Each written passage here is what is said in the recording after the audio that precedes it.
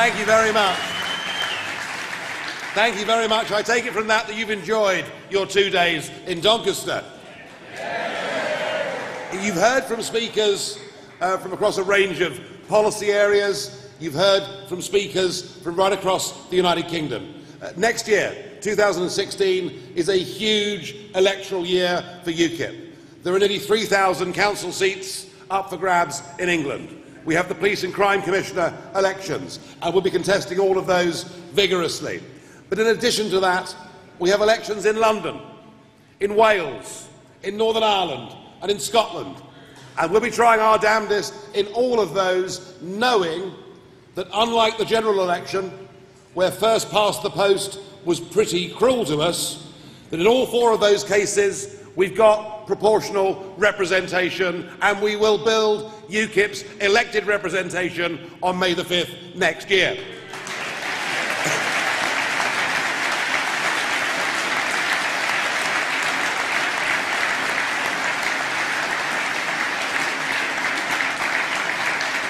But it's on the subject of the referendum that we received most coverage yesterday.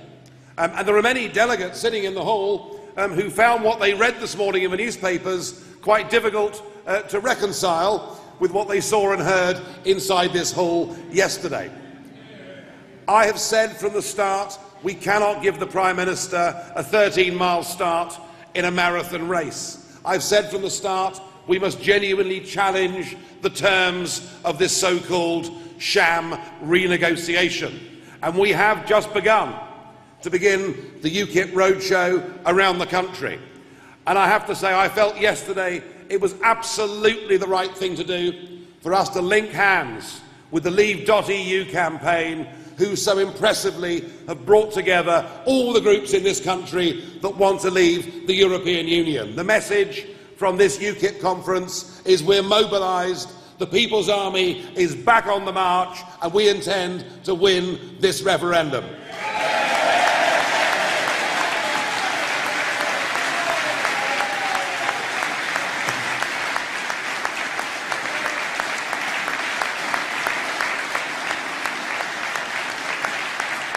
But I think that message that a new group of entrepreneurs and business people prepared to put their hands in their pockets, prepared to think beyond the normal Westminster village and attempt, working with us, to reach men and women all over the United Kingdom, that message, I think, sent 1 or 2 shivers through Westminster yesterday. And indeed, the Business for Britain group, who've been much talked about in the media, let's be straight, they're full of some very, very clever, able people. Of that I have no doubt. They were invited by me to attend and to stand on this platform yesterday. I've been trying for some months to do whatever I can to unite all the Eurosceptic groups in this country that want Britain to vote to leave the European Union. They were not here yesterday because they are not yet ready to commit to the position that Britain should leave the European Union. But at some point in time, they may well make their minds up. And what I've seen today in the media, and particularly this morning and going on through some of the online articles today, are their Conservative friends clubbing together to abuse UKIP in just the most remarkable way. You know, UKIP should disappear. Nigel Farage is bad for the campaign, and all this sort of thing. And my advice to you is don't listen to them. They're actually scared of us. And many, and many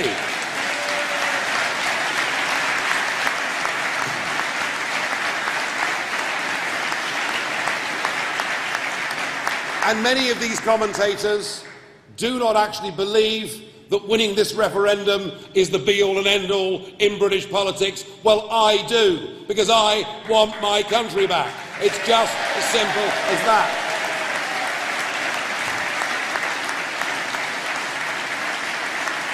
And there is an astonishing degree of snobbishness from this Westminster group towards the very existence of UKIP. Well, let me say this to those of you in Westminster who look down with disdain upon me, the party, and everybody in this hall. Let me say this to you. Without UKIP, there would be no referendum.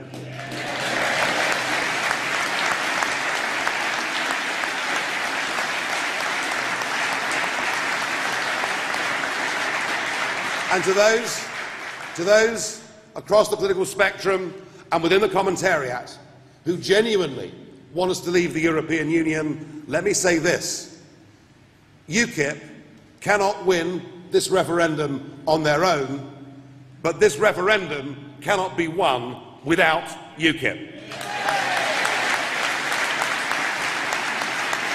So let us